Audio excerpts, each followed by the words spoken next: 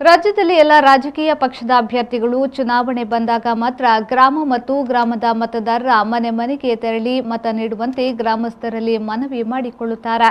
ಚುನಾವಣೆಯಲ್ಲಿ ಗೆಲುವು ಸಾಧಿಸಿ ಶಾಸಕರಾದ ನಂತರ ಗ್ರಾಮದ ಮತದಾರರನ್ನ ನಿರ್ಲಕ್ಷಿಸುತ್ತಾ ಬಂದಿರುವ ಉದಾಹರಣೆಗಳನ್ನು ನೋಡಬಹುದು.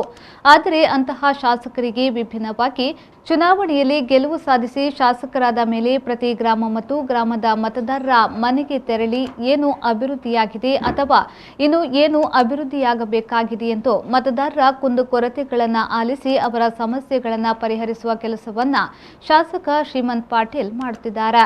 ಕಾಗವಾಡ ಮತಕ್ಷೇತ್ರದ ವ್ಯಾಪ್ತಿಯಲ್ಲಿ ಬರುವ ಪ್ರತಿಯೊಂದು ಗ್ರಾಮ ಪಂಚಾಯತ್ ಸದಸ್ಯರು ಮತ್ತು ಗ್ರಾಮದ ಮುಖಂಡರು ಮತದಾರರನ್ನ ಸೇರಿಸಿ ಎಲ್ಲ ಇಲಾಖೆಯ ಅಧಿಕಾರಿಗಳನ್ನು ಕಳಿಸಿ ಸಾರ್ವಜನಿಕ ಕುಂದುಕೊರತೆಗಳನ್ನು ಆಲಿಸಿ ಪ್ರತಿಯೊಂದು ಇಲಾಖೆಯ ಅಧಿಕಾರಿಗಳಿಗೆ ಪ್ರತಿಯೊಂದು ಗ್ರಾಮದ ಅಭಿವೃದ್ಧಿ ಕಾಮಗಾರಿಗಳ ಪಟ್ಟಿ ನೀಡಿ ತಕ್ಷಣ ಅವುಗಳನ್ನು ಅನುಮೋದನೆ ಪಡೆದು ಕಾಮಗಾರಿಗಳಿಗೆ ಚಾಲನೆಯನ್ನ ನೀಡೋಣ.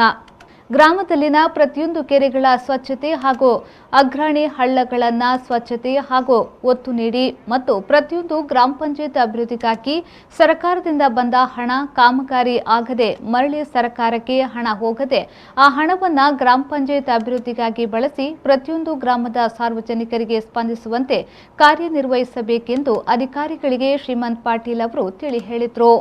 ಈ ಸಂದರ್ಭದಲ್ಲಿ ನೀರಾವರಿ ಇಲಾಖೆ, ಸಣ್ಣ ನೀರಾವರಿ ಇಲಾಖೆ, ತಾಲೂಕು ಪಂಚಾಯತ್, ಗ್ರಾಮ ಪಂಚಾಯತ್, ಗ್ರಾಮ ಲೆಕ್ಕಾಧಿಕಾರಿ ಹಾಗೂ ಗ್ರಾಮ ಪಂಚಾಯತ್ ಅಧ್ಯಕ್ಷರು, ಉಪಾಧ್ಯಕ್ಷರು ಉಪಸ್ಥಿತರಿದ್ದರು.